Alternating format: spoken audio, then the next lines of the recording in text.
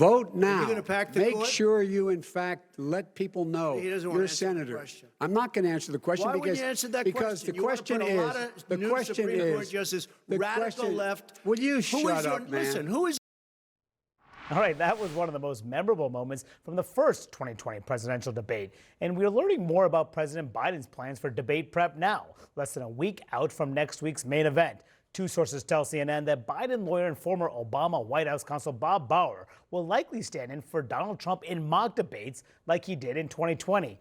And Bob Bauer is here with me right now. He's also the author of a new book, The Unraveling: Reflections on Politics Without Ethics and Democracy in Crisis. Mr. Bauer, thanks for joining me. I really appreciate it. And here's the book right here. Pleasure to be with you. So before we get into the book, can you confirm you're playing Trump this time around? I can't discuss anything related to the debate. Oh boy, highly secretive.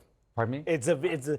You know how lawyers are. They're not always very informative. No, that's very true. Well, I had to try. So let's talk about a little bit about your book, because in the 2020, you talk about the 2020 debate prep in your book, and this is what you say. You say, I, as Donald Trump, played my part, lying and blustering and bullying my way through the mock sessions. To prepare, I watched hours of tapes of the 45th president as a businessman, 2016 candidate, and then in office. We set aside special sessions during which I was expected to be at my Trump worst, as personally insulting and unhinged as Trump can be. So take us inside that debate prep process. This is what you have to do in debate prep. And I played other candidates before in other debate preps in that election cycle and before.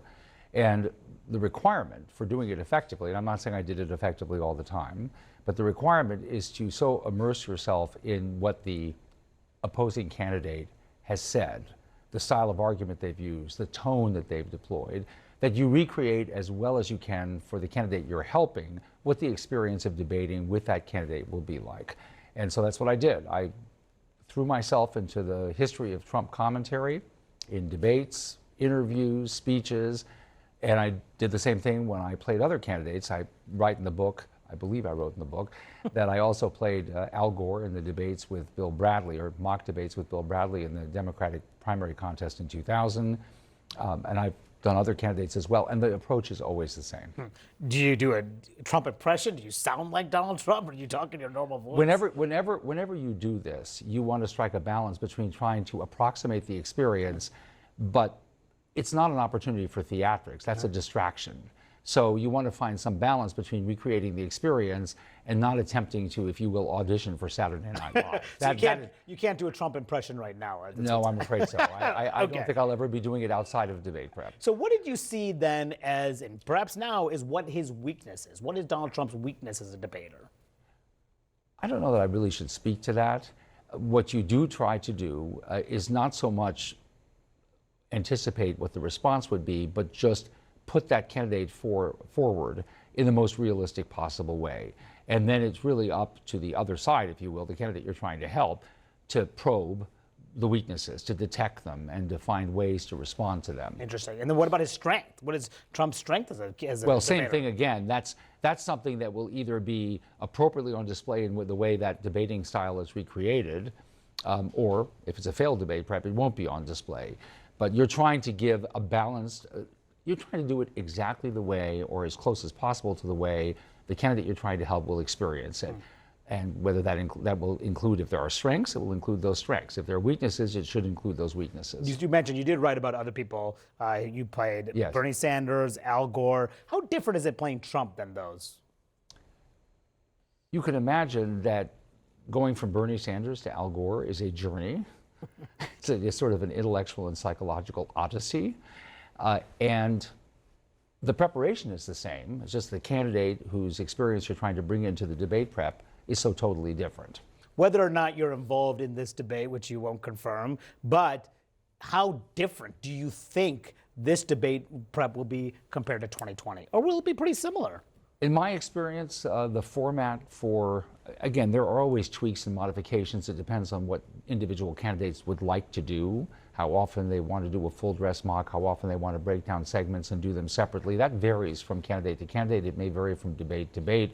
And so It's really going to depend on what the candidate and his closest communications and political advisors think will be most helpful. What do you think Biden's weakness is in debate? I can't speak to that. Okay, well, I tried again. All right, so a major focus of the book is talking about what you call bad politics. And I want to read to our viewers an excerpt of this. It says, political actors know the difference between good and bad politics, but many can get caught up in the game, driven by their own ambitions or demons, and they suppress whatever flickers of conscience they may experience. Bad politics is rationalized easily enough. Blood sport, or the other side started it first, or the goal is winning, and so very sorry about that, but we did what we had to do. So who do you think is pushing America towards what you say is bad politics?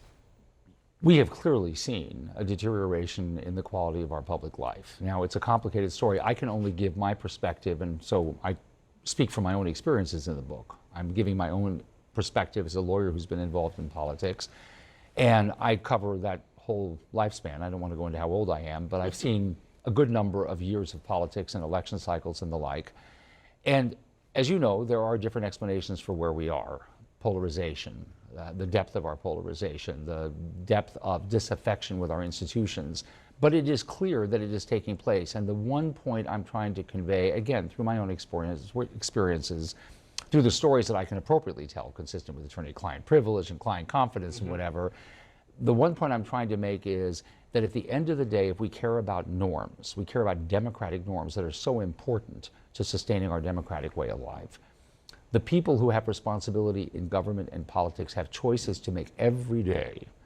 Those who write speeches, those who write campaign ads, those who give legal advice, and on and on. Those in government who have decisions to make about how to advance a public policy debate, they have decisions to make every single day that bear on the health of these institutions. And if all that matters is winning, by the way, a particular debate or a particular election, and they're prepared to sweep aside all of those other considerations having to do with the health and robustness of our democratic norms and institutions, we're going to be in a sorry state, because the people who have it in their hands to really make a difference day by day will have failed us. And that is a profound concern. We're going to slide from a democratic politics, small d, to a democratic anti-politics. How does this, we're waiting, of course, for this ruling coming from the Supreme Court about former President Trump asking for total immunity here. How does that ruling impact what you call the unraveling of our politics? Does it have any impact on that? The ruling could be complex, and there's so many different ways it could come out, so many different potential divisions on the court that we could see. I will say this. Before I wrote this book, I co-authored a book with my colleague Jack Goldsmith, who's a professor at law at Harvard, on reform of the presidency. The need to have that institution, and by the way, that relates very much to the health of our democratic institutions, to reform that presidency from a variety of perspectives, but including dealing with the question of keeping the president within legal bounds. And as you know, the question of presidential immunity has been hanging out there for some time. The Office of Legal Counsel in the Department of Justice has twice ruled that the president has complete immunity from prosecution as a matter of executive branch law, complete immunity from prosecution while in office.